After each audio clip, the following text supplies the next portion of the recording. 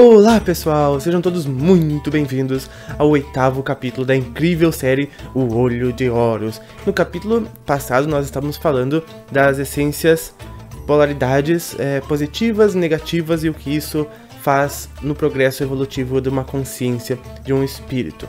E lá naquela época existia mitos para que isso fosse exemplificado para a população de Tanetro. E através do que nós vamos ver agora, como eles faziam este mito, que fazia compreender essas duas essências, essas duas polaridades presentes no homem, que fazem com que a gente entenda o funcionamento do universo. Vamos que vamos! O mito tinha 4 personagens fantásticos, 4 irmãos que se juntaram de maneira natural e ao fazê-lo representaram 2 forças opostas, a luz e a escuridão. Como a gente viu no capítulo passado, Osíris e Ísis, representam a força da luz que impulsiona o homem à espiritualidade, à harmonia, à compreensão, a avançar para aperfeiçoar a consciência.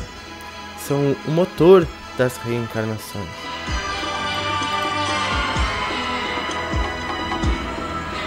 Já Set e Nephthys simbolizam a força da escuridão, que impulsiona o homem à materialidade, aos prazeres sensoriais, à densidade da inconsciência e à imobilidade da ignorância.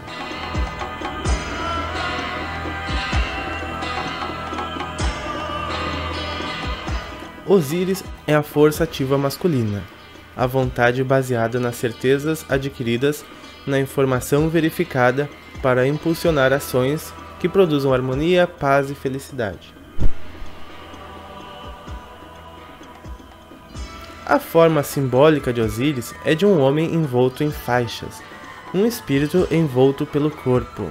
Tem uma coroa branca, a consciência é informação sobre a sua mente, com 2 plumas laterais, as 2 forças polares do universo, a dualidade contraditória que lhe permite comparar para compreender a verdade.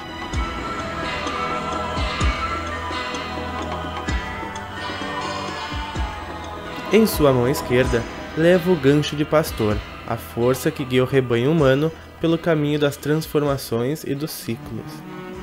Na mão direita, leva um instrumento que separa as espigas boas das ruins. Cada decisão, cada colheita produz o resultado de um sofrimento. As espigas ruins são de harmonia, as espigas boas são a consciência ao compará-las, o que permite o aperfeiçoamento. Set representa o peso da animalidade original que atrasa a espiritualização da matéria. É a vontade egoísta de obter o prazer, ainda que isto cause caos e sofrimento aos outros. É um instinto que domina. O confronto destas 2 forças ativas e masculinas é seguida pela parte passiva e feminina. Ísis gera as emoções superiores, as intuições, no mundo interior. Recebe a inspiração e produz as ideias, a busca e a adoração de Deus, o êxtase.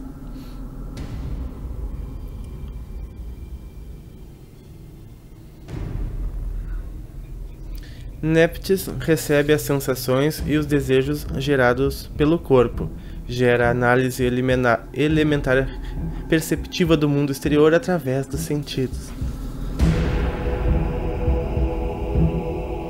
Ao Templo de Osíris. Ao fundo do salão da Ordem Universal encontram-se 7 santuários que são o coração do Templo de Osíris, que é o Templo da Reencarnação. Explica as fases do Gênesis, a aparição do pensamento humano e os princípios divinos, as forças que impulsionam os seus processos de aperfeiçoamento. O primeiro santuário é dedicado a Thoth e ao nascimento do faraó Set I, que representa no templo o nascimento da consciência do homem no universo.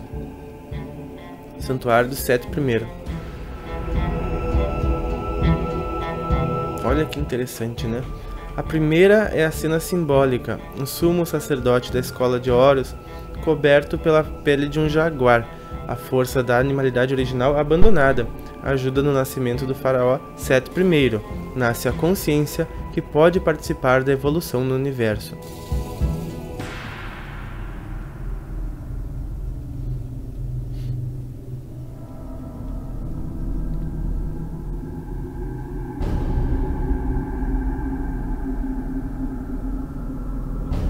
Thoth, um homem com cabeça de íris, simboliza o verbo divino que dá nome a tudo que existe.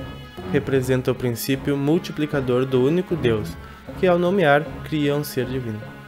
Thoth carrega o livro do destino, onde anota as transformações de cada espírito, os nomes e formas, as diferentes personalidades na cadeia de reencarnações que nos leva à imortalidade.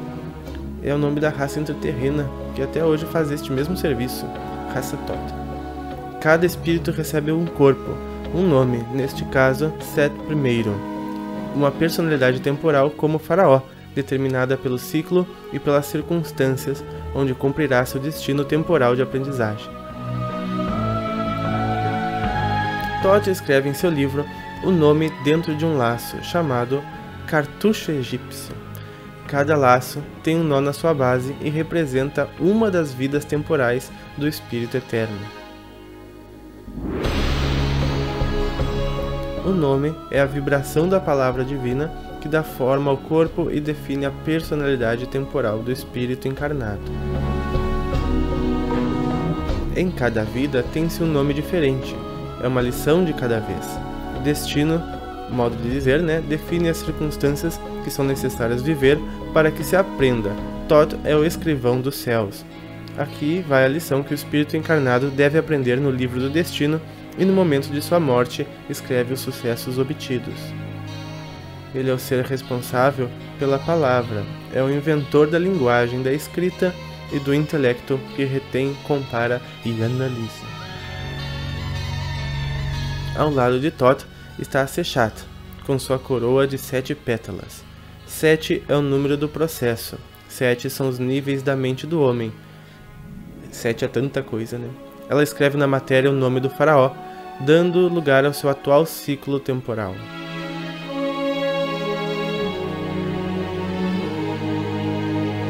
Parte do mito de Osíris é o chamado julgamento dos mortos.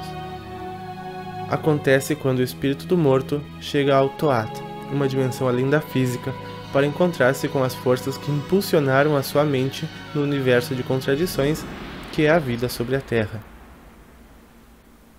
No Doat, revê a sua vida, avalia os seus atos e eleva o que aprendeu sobre o universo até a sua consciência permanente, antes de reencarnar, a fim de que continue o processo de aperfeiçoamento.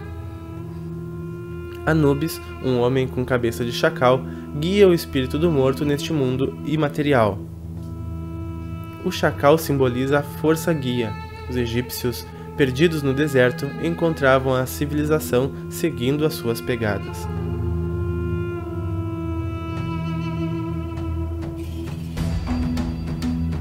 Anubis coloca o coração na balança dupla de Maat, a deusa da verdade e da justiça. O coração é o símbolo do que o morto sentiu, pensou, decidiu e fez. O contrapeso é a leve pluma da verdade, que determina se aprendeu a lição devida. Que coisa fantástica! Precede a Thoth, um homem com cabeça de íbis, que simboliza o único Deus quando multiplica os seres da criação.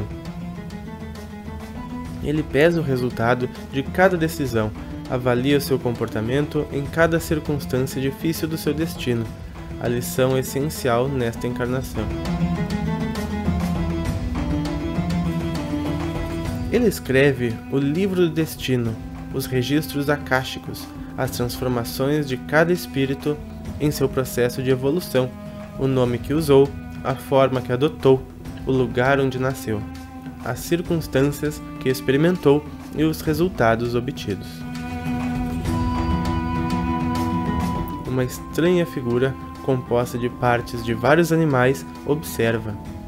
Representa as formas encarnadas pelo espírito, as diferentes formas de animalidade original.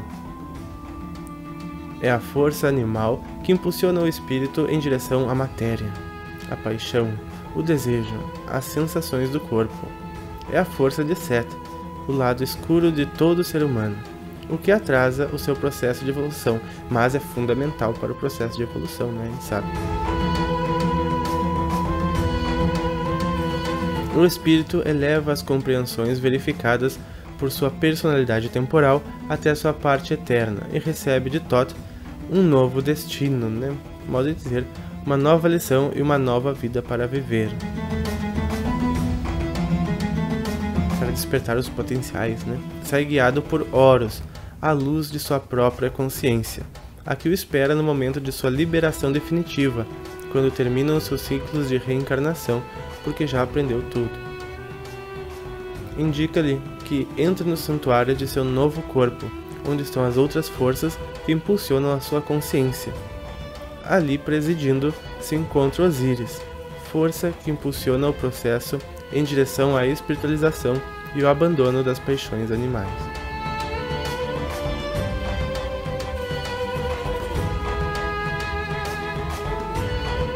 Está acompanhado de Ísis e Néftis, suas conexões com as sensações e emoções do corpo que ocupa nesta nova vida em que acaba de nascer.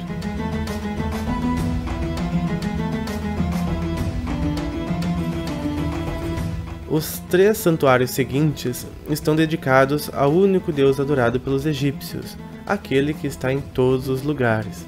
Contudo, eles o viam em 3 fases diferentes, 3 momentos diferentes e um só Deus. O Egito é um país de um só Deus, e sempre foi assim.